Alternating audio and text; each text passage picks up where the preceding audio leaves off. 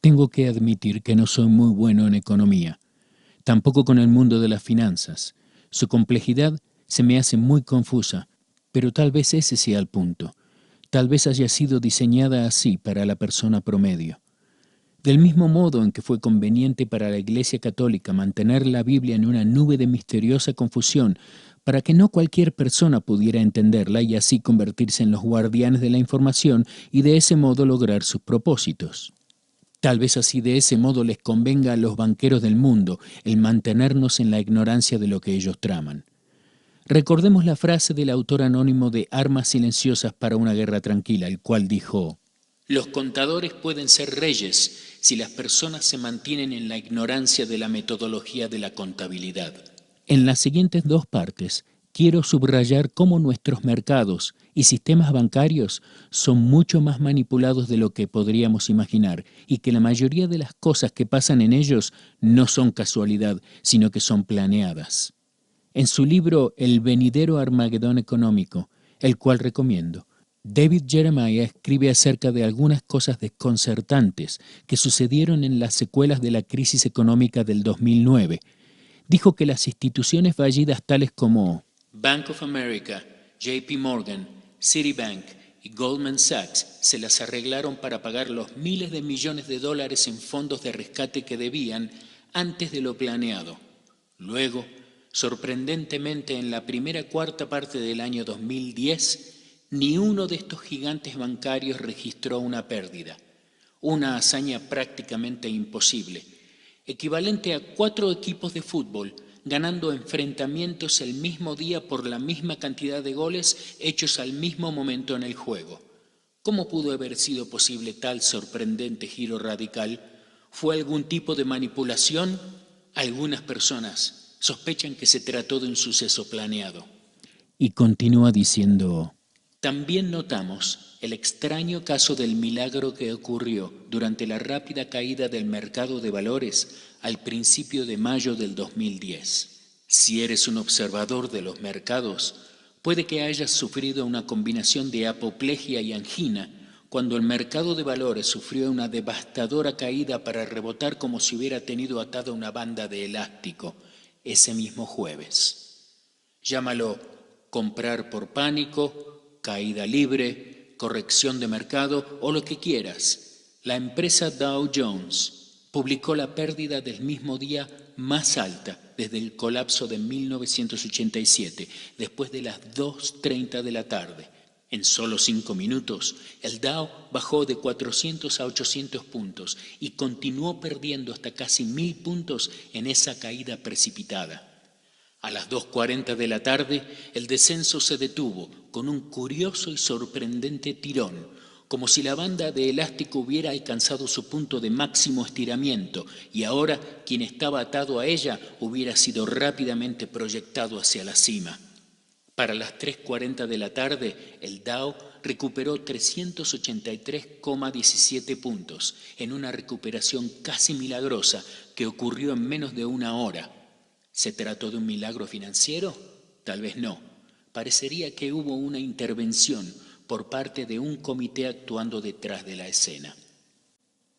Una vez más, este no es mi tema favorito, pero la economía es algo tan fundamental con respecto a lo que ocurre en el mundo hoy en día que es necesario que lo veamos en nuestro estudio.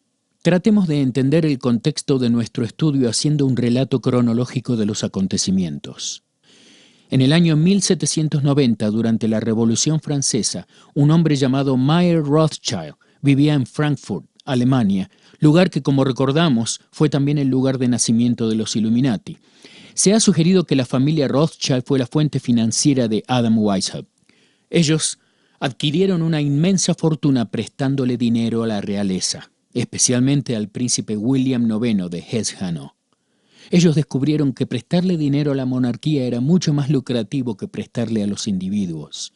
Los préstamos eran mucho más grandes y estaban asegurados por los impuestos de la población, lo cual quitaba prácticamente todo riesgo. Esta práctica le dio a Mayer Rothschild la oportunidad de elaborar grandes ideas. En esos tiempos él declaró audazmente que si él podía controlar el dinero de una nación, podría controlar a esa nación, sin importar quién fuera su líder político. Un año más tarde, en 1791, él puso sus ideas en práctica al establecer el primer banco de los Estados Unidos, cuyo gobierno le otorgó una licencia de 20 años a través de las negociaciones de un hombre llamado Alexander Hamilton, quien había formado parte del gabinete de George Washington. Mayer Rothschild también le dio a su hijo Nathan 20,000 libras para que estableciera un banco central en Londres, Inglaterra, el cual fue conocido como el Banco de Inglaterra. Otro de sus hijos, James, también conocido como Jacob, fue comisionado con el mismo objetivo en Francia. Otro de sus hijos, Calman, fue enviado a Nápoles, Italia, con el mismo fin. Y finalmente, Salomon Rothschild fue enviado a Viena con la misma intención. Recordemos las palabras de John Robinson en el libro Pruebas de una conspiración. El principal objetivo de los iluministas es obtener riquezas, poder e influencia sin industria. Por ejemplo, sin trabajar para obtenerlos. Básicamente, eso es lo que los prestamistas hacen. Crean dinero a partir de la nada, lo prestan con intereses y reciben más sin ningún esfuerzo de su parte. Esto se llama usura, y en la Biblia se lo denuncia como una práctica ilegal, pero hoy en día toda la economía se basa en ello. A través de este medio ha sido posible que todos los pequeños grupos de gente influyente obtengan increíbles riquezas y poder terrenal. Voy a tratar de explicarlo sencillamente. Hay un prestamista llamado Señor López y un ciudadano llamado Juan. Viven en un país completamente nuevo llamado Tierra Libre. El señor López acude al gobierno recién conformado en Tierra Libre y pide establecer un banco central para expedir la moneda del país. El banco central será privado y lo dirigirá su familia. El gobierno accede. Entonces, el ciudadano Juan decide que quiere construir una casa en Tierra Libre, pero como aún no existe el dinero, acude al señor López del Banco Central y le pide prestados 100 pesos de Tierra Libre para construirla. El señor López le hace un préstamo de 100 pesos, el cual representa una deuda inmediata. Lo que ese dinero en papel dice básicamente es: tienes una deuda por esta cantidad. Pero además de los 100 pesos, el señor López le carga a Juan una tasa del 10% de interés y la deuda debe ser paga en 10 años, lo cual significa que en total Juan deberá trabajar para pagar 158.40 pesos en 10 años sobre la deuda inicial de 100 pesos e incluso un poco más para cubrir la tasa de interés compuesto. El problema está en que solo hay 100 pesos circulando, porque eso es todo lo que el Banco Central de Tierra Libre ha impreso. Entonces, ¿cómo va a ser Juan para pagar los 158.40 pesos cuando solo hay 100 pesos en circulación? Se necesita imprimir más dinero para que haya suficiente moneda circulando para cubrir el interés. Entonces Juan regresa al banco y les pide que impriman otros 58.40 pesos para que se los presten y así poder pagar la deuda original. El banco, de la nada, imprime 58.40 pesos y se los da a Juan, pero con intereses. También de ese dinero quieren el 10% en 10 años. Entonces ahora su deuda ascendió a 192.40 pesos, pero solo hay 158.40 pesos en el sistema. Entonces Juan regresa y pide más para cubrir el déficit. Bajo este sistema, nunca habrá suficiente dinero para pagar todas las deudas.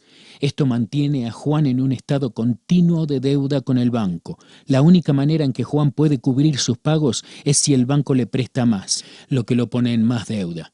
Es una espiral que crece exponencialmente y en algún momento se perderá el control. Juan tiene que trabajar más duro cada vez para generar más y más dinero sin obtener ningún beneficio de ello. El banco posee más y más de su trabajo y cada vez más de las ganancias de Juan son consumidas por los pagos. En algún momento Juan estará exhausto y no podrá pagar su préstamo. En este punto, el banco viene y le quita todos sus bienes, tales como la casa que construyó y la tierra donde está. El banco ha entregado su nada, Solo pedazos de papel o números en una pantalla de una computadora que no tienen ningún valor para Juan, y a cambio le quitaron todos sus bienes sólidos, reales y tangibles que tienen valor intrínseco. Ganaron mucho más dinero sin ningún esfuerzo y sin haber trabajado. En el proceso, también convirtieron a Juan en un esclavo, quien ha trabajado todos los días tratando de mantenerse al día con sus pagos. Han sido parásitos en la vida laboral de Juan, haciéndose más ricos en el proceso y dejando a Juan más pobre. Eso es exactamente lo que está pasando en el mundo en estos días, con la diferencia que el gobierno en realidad es un mediador entre el banco y Juan.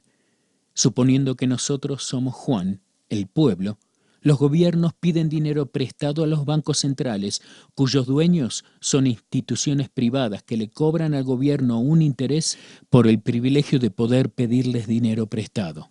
Entonces los gobiernos están inmediatamente entrando en deuda y debido a que la deuda tiene intereses compuestos, necesitan que el Banco Central expida más dinero para cubrir el interés. El banco lo hace con intereses y todo se convierte en un círculo vicioso. Nunca hay suficiente dinero en el sistema y nunca lo podrá haber. Los banqueros lo diseñaron así porque de ese modo nunca podremos estar libres de deudas y eso nos mantiene en un estado de esclavitud con el banco.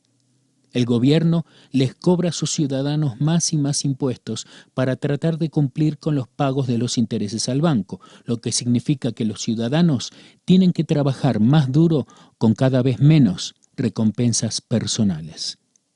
Con el sudor de su frente generan bienes y servicios para vender e incrementar sus ingresos y ser consumidos en impuestos y pagos de deudas a través del sistema bancario central.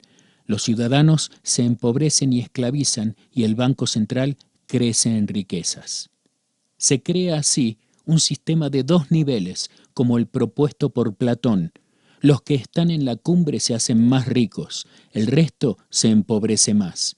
Mientras tanto, mientras crecen las deudas necesitamos trabajar más, vender más, generar más y consumir más. Nuestros negocios tratan de encontrar nuevos mercados, expandirse hacia nuevos territorios, consumiendo y destruyendo más y más recursos de nuestro planeta. Puede que las personas de los nuevos mercados no necesiten lo que vendemos, pero necesitamos vender, de modo que debemos convencerlos de que ellos necesitan lo que nosotros vendemos. El consumismo y el materialismo están fuera de control. Los anuncios mienten y nos dicen que necesitamos sus productos para ser felices, y nosotros los compramos. Entonces, un año más tarde, lanzan uno nuevo, una versión mejorada, y nos dicen que ahora necesitamos esa nueva versión. De vez en cuando, el banco expide préstamos libremente para animar la expansión de la espiral y después, cuando creen haberlo logrado, cuando todos están llenos de deudas, pueden contraer la oferta de dinero causando una depresión en la economía, lo cual hace que millones de ciudadanos no paguen las deudas de sus casas, de sus automóviles y de todo lo que han estado comprando y que en realidad no pueden pagar. En ese momento el banco actúa y toma control de esos valiosos bienes y las personas quedan en la pobreza. El requerimiento para un constante aumento de la productividad y crecimiento es que constantemente se tiene que bombear dinero nuevo en el sistema, y esto significa que la moneda pierde cada vez más su valor. Esto se llama inflación. Hace un par de generaciones atrás, un padre de familia podía salir a trabajar y proveer más que suficiente para su familia de 5 miembros. Ahora, trabajando el padre y la madre, entre ambos, apenas pueden cubrir los gastos básicos. Nada en la naturaleza permite un crecimiento sin final como este, excepto el cáncer, el cual está muy lejos de ser saludable y si no se lo controla, causa la muerte. De la misma manera, no hay una sola civilización en la historia que haya basado su sistema económico en la usura y que no haya colapsado. No hay salida, y eso nos pasará a nosotros también.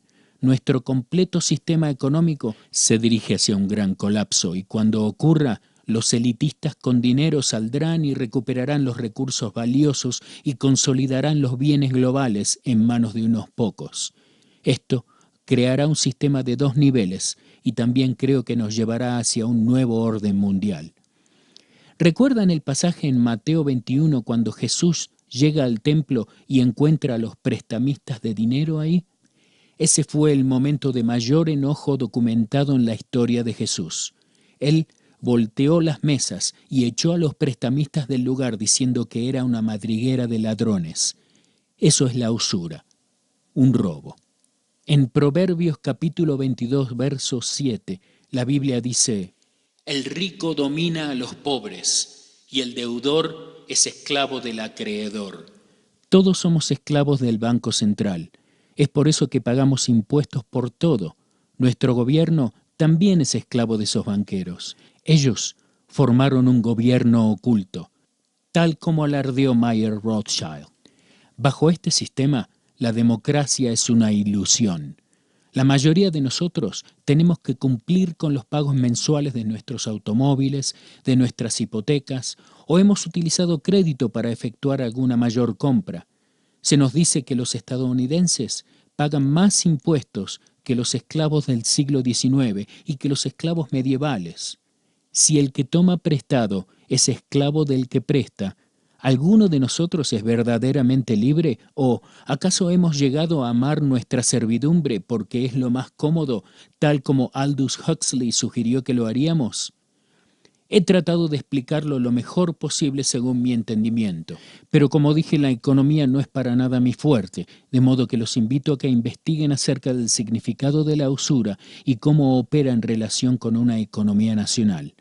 Para terminar, aunque mis consejos financieros no valen mucho, sugiero que así como nuestro dinero en papel se devalúa cada vez más y puede que un día no muy lejano colapse por completo, sería buena idea invertir en algo que tenga un verdadero valor más allá del dinero en sí.